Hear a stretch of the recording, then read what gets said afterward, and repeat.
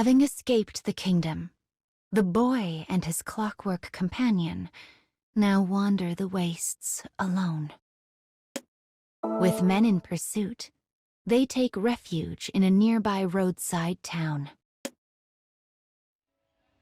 It is a larger town, one where they can easily vanish into a crowd.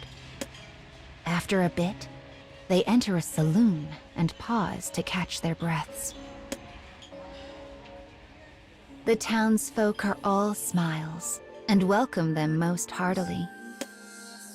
If only I could create a country as peaceful as this, thinks the boy. He thinks back on those ravaged by war in his home country as he reaches across the tavern table for his dinner. Suddenly, his companion's hand flies out. He snatches the food from his fingers and takes a bite. "This food is drugged," he hums.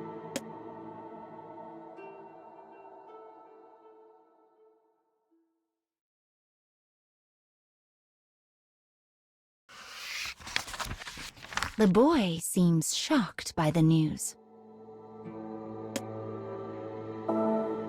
As he stands and pushes back from the table, the tavern keep approaches.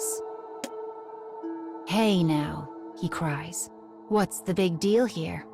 That drug's perfectly legal in these parts." The boy knows the drug well. It is one that offers temporary euphoria in exchange for destroying the user's body and mind.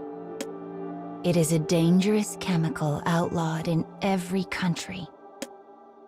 When the boy asks the tavern keep if he is aware of this, he snarls and makes a motion to the rest of the bar. The townsfolk begin to close in. Their smiles are gone. They stare at the pair with empty eyes.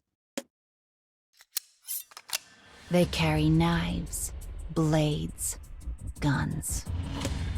Each weapon glints menacingly in the dim light. It is clearly no idle threat. The man stands before the boy like a wall.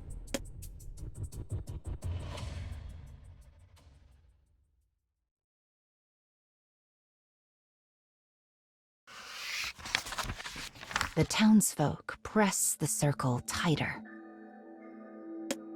The boy moves to speak, perhaps hoping to sway them to peace, but someone in the crowd cuts him off. "This town was put to the torch during the war," he growls. "Yet we managed to rise from the ashes and rebuild by selling that drug to anyone who wanted it. But now we've run out of willing customers, so we have to introduce our honored guests to it instead." Still, a fancy boy like you would know nothing of. Suddenly, as if linked, the crowd realizes that the boy standing before them is none other than the escaped prince, and frenzied voices begin to ring out. "His people burned our town. Crush the oppressor. Make him pay." The boy objects as loudly as his voice will let him, but the townsfolk are beyond hearing. A moment later, his companion draws his revolver. "No," screams the boy. "Don't kill them." With this order received, the man holsters his weapon and begins subduing the townsfolk a different way.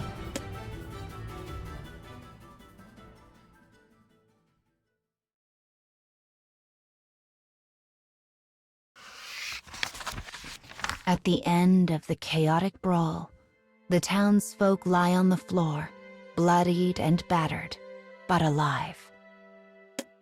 Between moans, they spit curses at the pair.